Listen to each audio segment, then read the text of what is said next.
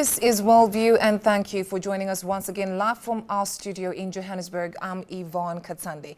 Now, in today's topic, we talk about the Ubuntu Party, a South African political party founded by the author and songwriter Michael Tellinger, based on the principles of Ubuntu Contribution Ism. The party aims to introduce 100% employment by closing down the South African Reserve Bank and replacing it with a people's bank that will grant interest-free home loans and fund massive public work campaigns, as well as to provide free electricity as Eskom, the state-owned electricity utility that is owned by the people of South Africa. Now, today we talk to Michael Tellinger to ask him and perhaps, what his preparation is for the upcoming election, that is 2016 elections here in South Africa. Good evening, welcome once again, and thank you for joining us. Thank you, Yvonne. Great to be back. Thank you. Now, we're gearing up for 2016 now. We're getting closer and closer. In fact, it is actually the close of the year. What do you actually mean by Ubuntu Contributionism? Contributionism is a word that I came up with as a modern version of Ubuntu, because Ubuntu is an ancient African philosophy. We can't go back into the past. We live in this crazy modern world, in big cities, giant metropolitan jungles. We can't really go back to what the Ubuntu philosophy embraces in its original structure. So contributionism is really exactly what the word says, where people contribute their talents and skills to the benefit of everyone in their community. Contributionism, contribute. And it's really a system that starts to move very rapidly in a direction to eradicate money completely. And I must say this right up front. The Ubuntu Party pulls no punches because it's a philosophy. Our philosophy is based on ancient civilizations, the knowledge of the ancients, which was very profound and very connected to everything around them. And they didn't use money, and yet they lived in abundance. They had everything. We live on a planet of abundance. So you are trying to actually eliminate the paper money? Yes, eliminate all forms of money altogether. But we can't go from zero to hero overnight. So there are various steps that we need to take. And slowly but surely people realize, as we move through these phases, without any effort at all, people realize, oh my goodness, I see what you mean. We don't need money. We need each other, because money does nothing. People do everything, and they start realizing that it is us working together through this system. In working in cooperation as opposed to in competition, we create abundance for each other and everyone else around us. Okay, we have a small town here in South Africa, Oranje. We were discussing about it just before we started the program. And they have some sort of like a similar setup where they have their own currency in that town, they have their own things going on. Is this the same type of model that you're trying to come up with, or does it somehow interlink with your views? Not really. No, not really. Oranje is it's an exclusive, a bit of an elitist place, and it's just like the kibbutzes in Israel. And this is what I refer to as self-sustained communities. Ubuntu and contributionism is not about creating self-sustained communities. We're sustaining ourselves. It's not a nice word. We're hanging on for survival. We live on a planet of abundance. Ubuntu and contributionism, the Ubuntu Party plan of action, is to create communities of abundance where we create collectively so much that we don't know what to do with it, and therefore we can export it and eventually give it away to all those around us that need it and are prepared to join us in our contributionism philosophy. Okay, now how realistic and viable and also sustainable is the idea of providing free electricity and 100% employment by closing down the Reserve Bank? Well, that's it sounds like a simple question. Unfortunately, it has a long and involved answer. I'll give you the 1-minute answer, which hopefully the people will go onto our website and read more. There's a lot of information on the Ubuntu Party website, ubuntuparty.org.za, for those that want to go and read for themselves. And have a look, yes. You'll read for weeks on end, a lot of information. But just very quickly, remember that Eskom is not a government department. It doesn't belong to the people. Eskom is a private corporation. Very few people understand this. Eskom's intention is to make profit for its shareholders. At some stage, our government sold Eskom and turned it into a private company. The coal that powers Eskom, who does the coal belong to? The coal in the ground. It should belong to the people, and yet it doesn't. It belongs to private corporations called mines, coal mines. And these coal mines are all about creating profits for their shareholders, most of which are overseas. So as you can see, what our government has done suddenly, it's sold our electricity, turned it into a private corporation. We're paying amongst the highest electrical prices in the world for electricity. Our coal that's powering the plants that belongs to the people, no longer belongs to the people, is now sold to Eskom, and they charge us for all this electricity that should actually be free to the people. But that is not really what I'm saying. There is technology, there's hydro turbine technology, there's other exotic technology and researchers and scientists that have developed technology that creates energy and creates electricity. Free energy devices have been around for more than 100 years. They've been around for thousands of years actually. But from Nikola Tesla in the early 1900s, that gave the world free electricity and was shut down by the bankers. We know that free electricity exists, and the Ubuntu Party's plan of action is very simple. It's to invite the scientists, to invite the inventors to come into our towns and villages and our cities and give us the devices so we can share it with our people. Once we install it... With no cost incurred whatsoever, is that what it is? Well, remember, once we put it in and it operates, it runs, if you put hydro turbines in the river doesn't charge you for the electricity. All you do is maintain the turbines, and the electricity is free. So our plan of action, actually, since you brought it up, our plan of action for 2016 local municipal elections is very simple. Every town should have its own private electricity supply that belongs to the people. It doesn't belong to the municipality or to the government. And that electricity supply, once we provide that electricity supply to the town, it belongs to the people, and it becomes free to the people. And that electricity becomes the platform upon which we build our community projects, which also belong to the people, every single one, not the government or the municipality or private companies that work in Switzerland, that operate from Switzerland or America and use our people as their slaves. So we're bringing everything to the ownership of the people in their communities, from the governance to the community projects and the creation of everything from food and water and healthcare and woodworks, metalworks, dairies, bakeries, everything you can imagine as community projects that belong to the people. And the electricity is a platform. Once we've provided our own electricity, we have a very, very good chance of achieving anything we set our mind to. And also inviting, like I said earlier, inviting these amazing people, from healers that can cure cancer. We know that these people are out there, but they've been blocked by the drug companies from curing people. They create laws. Our government is constantly creating laws and regulations that you can't do this, can't do that, while the drug companies are poisoning our bodies every day. And then about the Reserve Bank, actually, talk about a bit more about closing down the Reserve Bank. How will that actually work? That's very important. Thanks, everyone, for bringing me back to this, because I can go on a tangent. Remember that the Reserve Bank is a private company. Once again, just like Eskom, it's a private corporation that does not belong to the government. It belongs to a bunch of private owners that we'll never know their names. And they run the South African Reserve Bank from Basel, Switzerland. That's the head office from which the South African Reserve Bank is run as a company. And our government borrows money. It allows this private company to create money for South Africa. It's insane. It's insanity. It's like saying Edgar's or Anglo-Americans should now suddenly take over and have the exclusive right to create money for our people, for our country. So the government is the intermediary that then treats the South African population as the slaves that have to borrow money from the central bank and through all their private banks, the Standard Bank, Nedbank, Absa, all these banks, private corporations. Their main objective is to create profit, not to help the people or to help the country. So once you know this, you realize that the Reserve Bank is the highest authority in the country. They control the government. The government does not control the Reserve Bank. This is a huge shift that people need to make in their minds.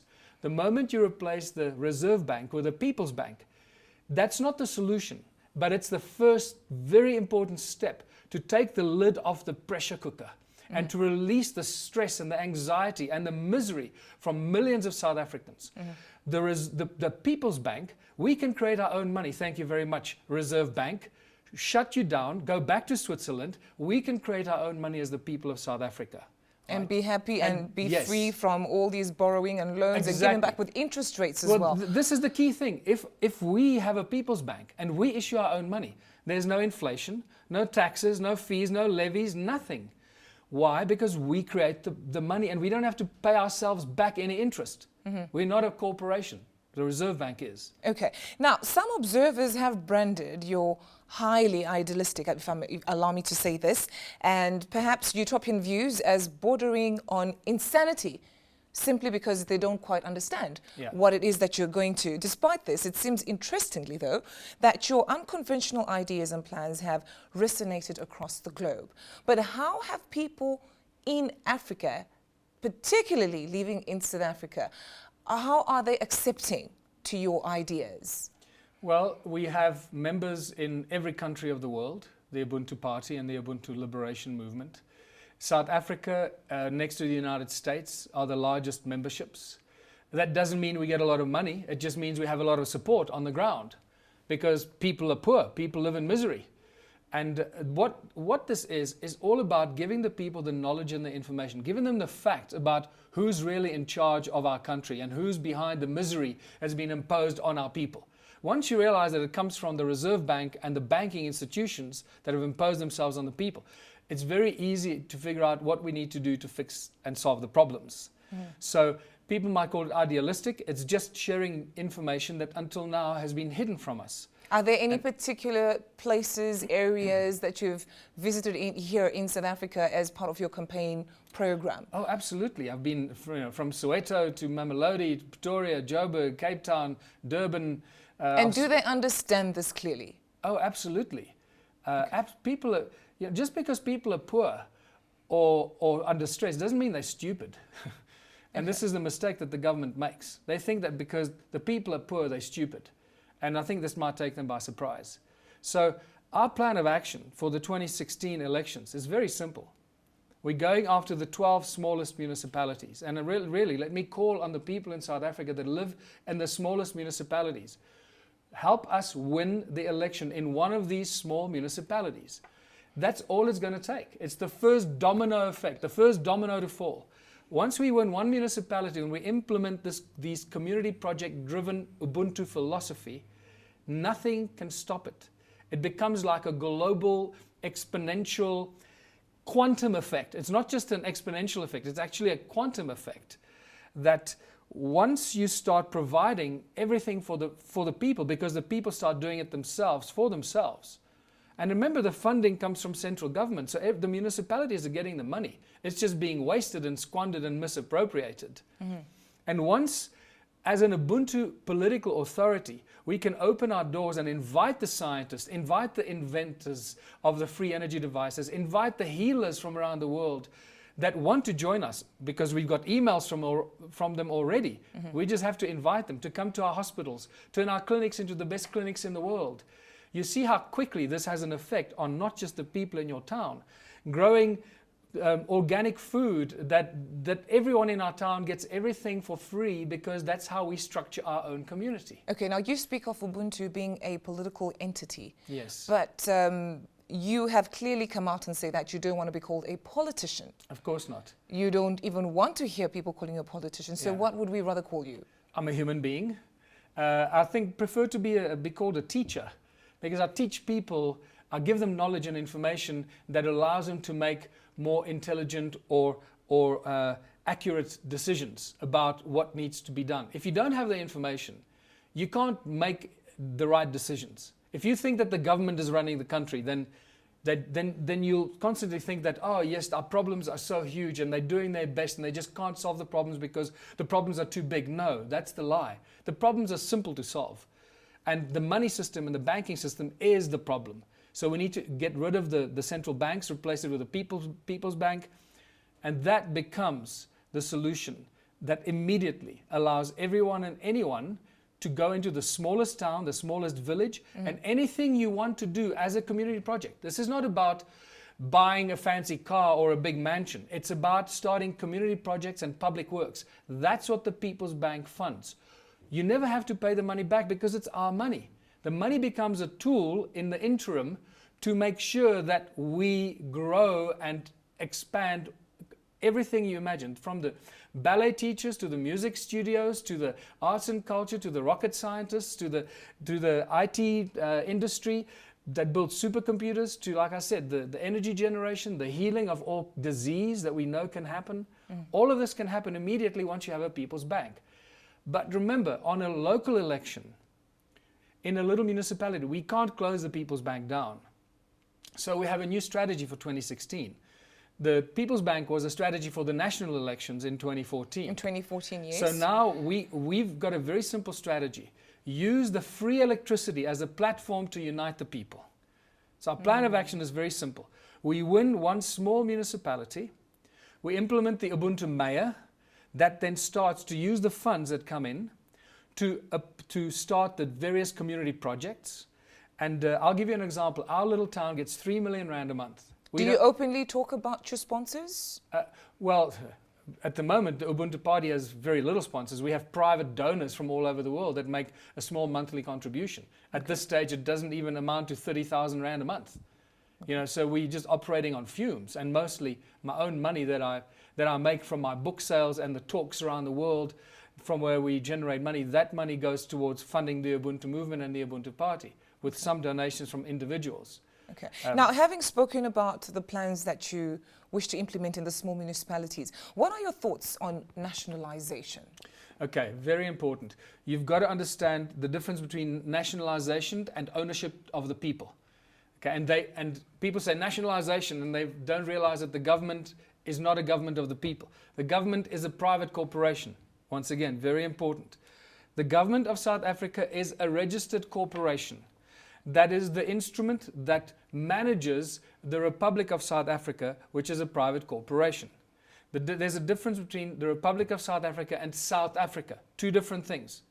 And this is how the government pulls the wool over the people's eyes. They talk about the Republic of South Africa as the country. No, it's a corporation registered on the US Securities Exchange. Go look it up for yourself. If you look on the Ubuntu Party website, all this information is there. So you know that we give you intelligent information which you can use to make intelligent choices and decisions. Okay.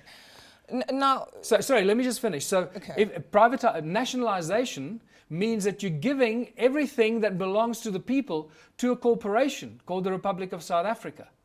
Okay, and that has invisible shareholders somewhere overseas. We don't know who the shareholders are. So basically, they've stolen everything.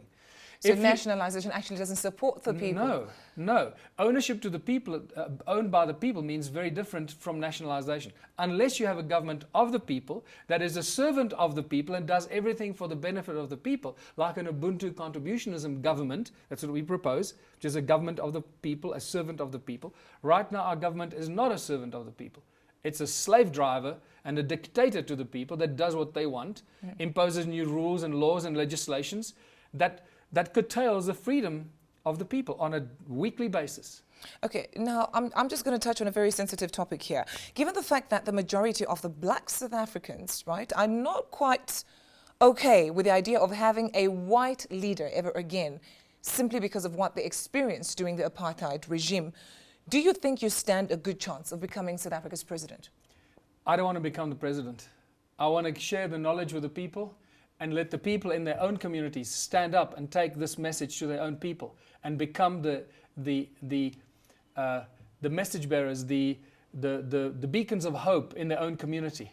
I just want to share this information. If somehow the collective movement among the people that follow and that resonate with the Ubuntu message, if somehow they feel that they want to appoint me as the president at some stage, I'll say thank you. I'll take that job, or I'll take that position, but I'm not going to impose myself as president. I'm not interested in being the president. Also, remember that the Ubuntu plan of action is to close government down, to decentralize government and let people govern themselves in their own communities.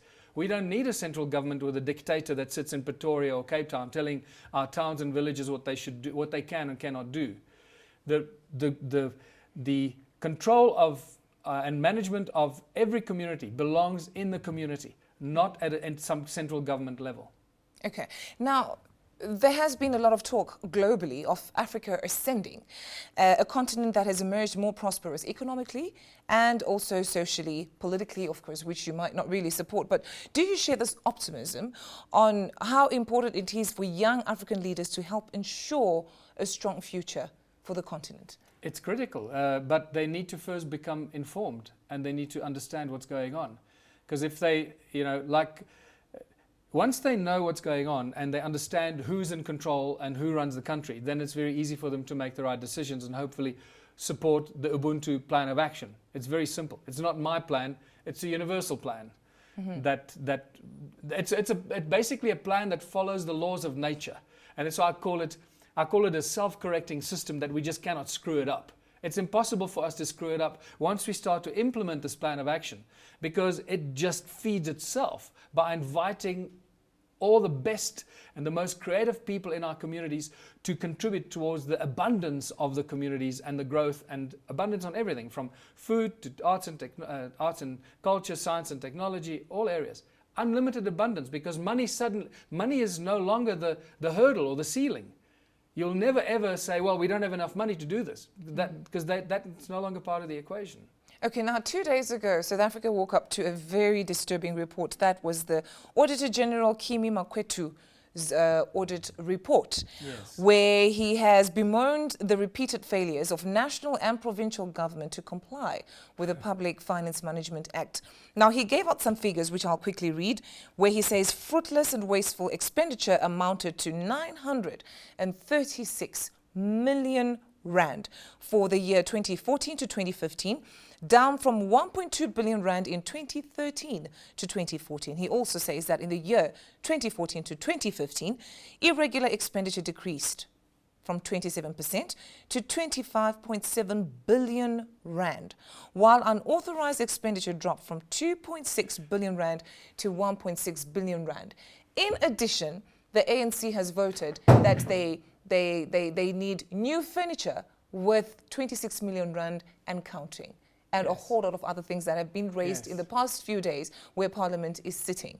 Yeah. What are your thoughts? What is your take? What is your opinion on this audit? Thank you, Yvonne. It's just, once again, it just shows you, it is such a farce. I just get a smile on my face when I read these kind of reports. All of this stuff is part of the circus act that keeps the people trapped in this money thing, thinking that money will somehow solve the problems and we have to use money to solve our problems. No, money is the problem. Remember, Albert Einstein said, you can't solve the problems with using the tools that created the problem in the first place. Money is the problem, so we can't use money to solve our problems. We got to get out of this paradigm completely and put a completely different hat on and think from a completely different perspective. You cannot repeat the same thing over and over again and expect different results. That's called insanity. It's another Albert Einstein expression. So we've got to come at it from a completely different perspective, and that's exactly what the Ubuntu Party and the Ubuntu Liberation Movement proposes, and not just proposes, we show the steps, step-by-step plan of action. And the amazing thing is, all of this kind of money talking and budgets and this and that doesn't even feature. But what is your view, especially under President Zuma's regime? There seems to be a whole lot of talk of corruption, misuse of funds. Of course. Is it something that can be compared perhaps to the previous regime?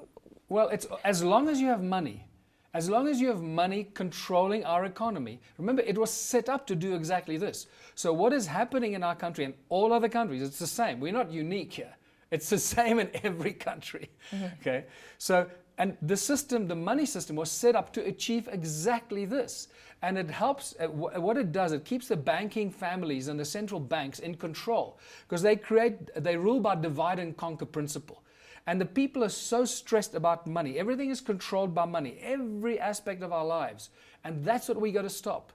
And once you get into the Ubuntu movement and our philosophy, you realize how simple it is.